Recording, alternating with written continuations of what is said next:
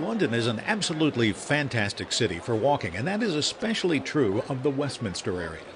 This installment of Time to Travel begins at Buckingham Palace. The palace has served as the official London residence of Britain's sovereign since 1837, when 18-year-old Queen Victoria made it her home. Victoria's grandfather, King George III, purchased the home, originally called Buckingham House, in 1761. It served as the family's private residence. The official residence, the place where matters of state were decided, was St. James's Palace, just around the corner. St. James's Palace was built by Henry VIII in the 1530s. As England's power and prestige grew in the 1800s, it became apparent that a much grander palace was needed. Wings were added to Buckingham House, and a grand marble arch erected to mark the entrance. The palace, in its present form, wasn't completed until 1913, when the three-sided building was enclosed with the east front, the side we see today. The marble arch was moved to the entrance of Hyde Park. The palace has 775 rooms. It's open to the public in August and September. A great source of information about the palace and the tours can be found on the Royal Collection website. The changing of the guard, officially known as the guard mounting, is a must-see. From May through July, it happens every day. The rest of the year, it's held every other day, weather permitting, and subject to a host of variables. It's best to check the dates in advance so you can plan accordingly. The ceremony takes place at 11:30, but you need to be there at least a half an hour earlier to get a good view of the forecourt.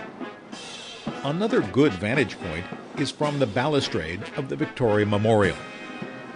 The guard mounting takes about 45 minutes. It begins with the new guards marching in from nearby Wellington Barracks on Birdcage Walk. While the old guards are relieved and the new guards posted, the bands play a mini concert, often featuring music by the Beatles or ABBA. A unit is also dispatched to guard St. James's Palace and Clarence House, the official residence of the Prince of Wales and Duchess of Cornwall. Once the new guards have been posted, the old guards march out of the palace through the main gate on their way back to the barracks. Guards stand at their post for about 2 hours at a time. The Victoria Memorial was erected in 1911. It stands in the circle between the palace and the Mall. The Mall is a grand ceremonial road that runs 2/3 of a mile to the Admiralty Arch. The arch marks the beginning of the Mall, which is closed to traffic on Sundays and for ceremonial state occasions. Running along the south side of the Mall is St. James Park. The park covers 58 acres and is a favorite place for joggers and dog walkers, especially in the morning. A large pond offers habitat for birds and some beautiful views of Buckingham Palace. In the opposite direction, you'll see government buildings along Whitehall and the London Eye, which gives over 3 million visitors a year a panoramic view of London. Just past the Admiralty Arch is Trafalgar Square, with its statue of Admiral Horatio Nelson. Lord Nelson is revered as England's greatest naval hero. He was killed on October 21, 1805, as the British fleet defeated the French fleet at the Battle of Trafalgar. Nelson is buried a mile and a half away at St. Paul's Cathedral. The statue stands atop a 185-foot column surrounded by 4 lions. Bronze panels created from melted-down French cannons commemorate Nelson's deeds. Trafalgar Square is one of the world's greatest public spaces. It is used extensively throughout the year for events and exhibits such as a public art project called One Another.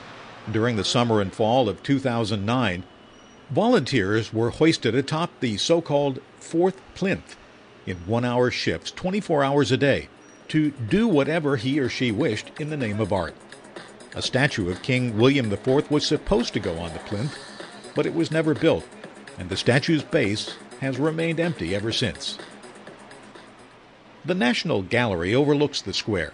It has one of the world's finest collections of art and is open to the public free of charge. St. Martin's in the Field also overlooks the square. The church, built in the 1720s, is famous for its outstanding concerts. The church is also open free of charge, but welcomes donations. A cafe and the undercroft help support the church. North of Trafalgar Square is Leicester Square, and not far from that is Soho, Covent Gardens, and Piccadilly Circus. The word circus is derived from a Latin word, meaning circle. This part of the city is always busy, but at night it gives new meaning to the word bustling. This is the entertainment district, and features everything from the latest stage productions and movies to some of the seamier forms of adult entertainment. From Trafalgar Square, you can see Big Ben about a half a mile away. You get there by way of Whitehall.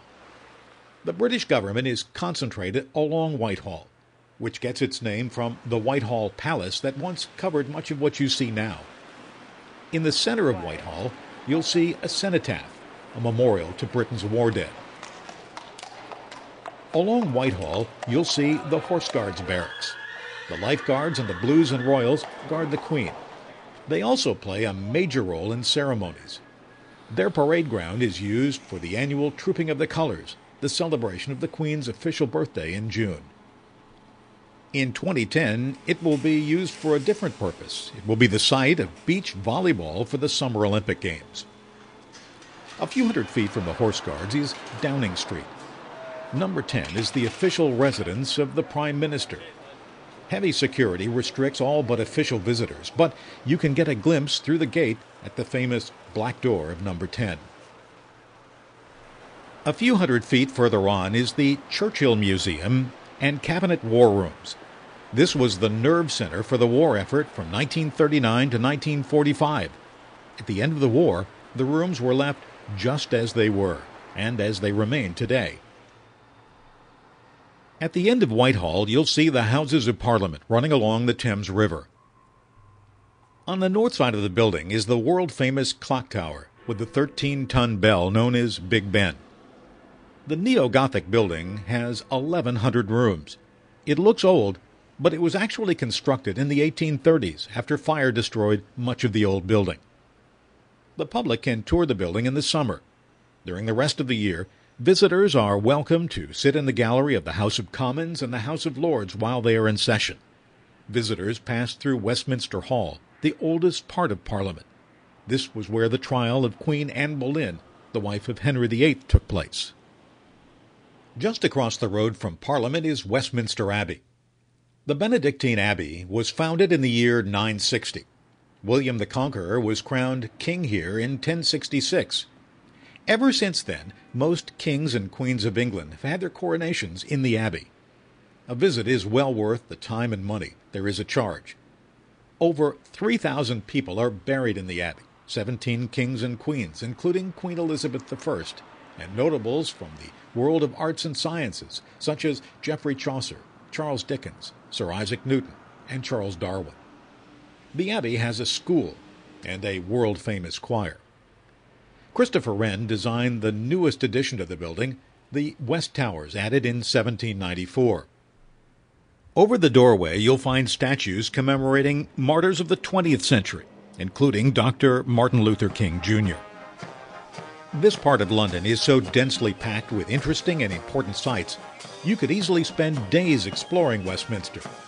But it's all within a radius of about 5 miles, and it's well worth every minute and every step.